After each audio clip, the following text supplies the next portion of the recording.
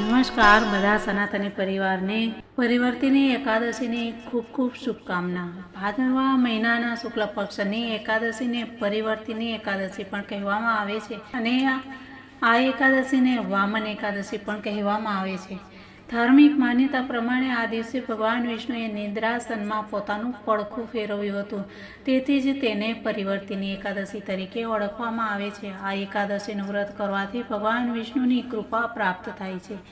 આ ઉપરાંત આ એકાદશીને જયચિલણી એકાદશી, પદ્મા એકાદશી, ડોલ અગિયારસ કે દાણ એકાદશી તરીકે પણ ઓળખવામાં આવે છે।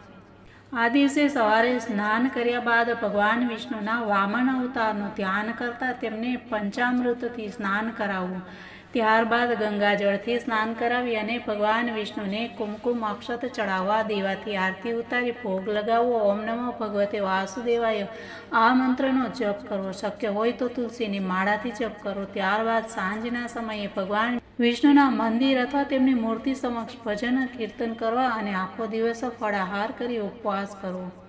આ એકાદશીના દિવસે ભગવાન વિષ્ણુ સહિત દેવી લક્ષ્મીની પૂજા કરવાથી આ જીવનમાં ધન અને સુખની પ્રાપ્તિ તો થાય જ છે, પરલોકમાં પણ આ એકાદશીના પુણ્યથી ઉત્તમ સ્થાન પ્રાપ્ત થાય છે। શાસ્ત્રોમાં જણાવ્યા પ્રમાણે આ દિવસે ચોખા, દહીં અને ચાંદીની વસ્તુનું દાન કરવું ઉત્તમ ફળદાયી માનવામાં આવે છે। જે લોકો કોઈ કારણથી આ એકાદશીનું વ્રત નથી કરી શકતા તેમણે આ દિવસે ભગવાન વિષ્ણુના જુદા જુદા અવતારોની કથા સાંભળવી, વિષ્ણુ સહસ્ત્રનામ તેમજ રામાયણનો પાઠ કરવો।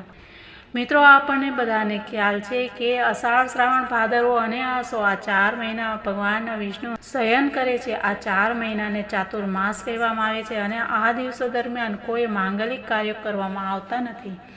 4 મહિના પછી દેવ ઉઠી એકાદશીના દિવસે ભગવાન વિષ્ણુ નિદ્રામાંથી જાગે છે। આ ઉપરાંત આ એકાદશીને વામન એકાદશી પણ કહેવામાં આવે છે। આ દિવસે ભગવાન વિષ્ણુના વામન અવતારની પૂજા કરવામાં આવે છે। આ 11ના દિવસે ભગવાન વિષ્ણુના વામન અવતારની કથા પણ સાંભળવામાં આવે છે અને એવું કહેવાય છે કે પરિવર્તિની એકાદશીનું વ્રત કરવાથી વાજપેયી યજ્ઞ સમાન ફળની પ્રાપ્તિ થાય છે। આ એકાદશીના દિવસે વિષ્ણુજીના વામન અવતારની પૂજા કરવામાં આવે છે। પરિવર્તિની એકાદશીની કથા આ પ્રમાણે છે મિત્રો। પુરાણ અનુસાર રાજા બલિએ પોતાની શક્તિથી 3 લોક પર વિજય મેળવી લીધો હતો। કોઈ દેવો બલિનો સામનો કરી શકે તેમ ન હતા, તેથી બધા દેવો બલિ સામે લડ્યા વગર ભાગી ગયા અને બલિએ 3 લોક પર કબજો મેળવ્યો। પોતાના પુત્રોની આવી સ્થિતિ જોઈ અને દેવતાઓની માતા અદિતિ પણ દુઃખી થઈ ગયા। તેમણે કશ્યપ ઋષિને આનો ઉપાય પૂછ્યો। કશ્યપ મુનિએ ભગવાનનું શરણ સર્વ દુઃખ હરણ છે તેમ નિર્લેપ ભાવે કહ્યું અને એમના સૂચનથી અદિતિએ 12 દિવસનું વ્રત કર્યું, જેના પ્રભાવે ભગવાને પ્રસન્ન થઈ અને તેમને ત્યાં પ્રગટ થવાનું વરદાન આપ્યું। ભાદરવા સુદ 12ના રોજ અદિતિ અને કશ્યપના ઘરે ભગવાન વિષ્ણુ વામન સ્વરૂપે પ્રગટ થયા। તેમના યજ્ઞોપવિત સંસ્કાર પછી પિતાની આજ્ઞા લઈ વામન નર્મદા કાંઠે બલિના યજ્ઞની છાવણીમાં પહોંચ્યા, જેમનું સૌએ સ્વાગત કર્યું। બલિ રાજા બ્રાહ્મણોનું ક્યારેય અપમાન નહોતા કરતા એવી ભગવાનને ખબર હતી। બલિ રાજાએ તેમને કંઈક માગવા કહ્યું ત્યારે વામને 3 પગલાં ધરતી માંગી। 3 પગલાં જમીનની વાત સાંભળી શુક્રાચાર્ય ચોંકી ગયા। તેમને ખ્યાલ આવી ગયો કે આ વામન કોઈ બાળ બ્રાહ્મણ નહીં પણ ચોક્કસ વિષ્ણુ છે। તેમણે બલિને 3 ડગલા જમીન ન આપવા જણાવ્યું, પરંતુ બલિએ તેમની વાત ન માની।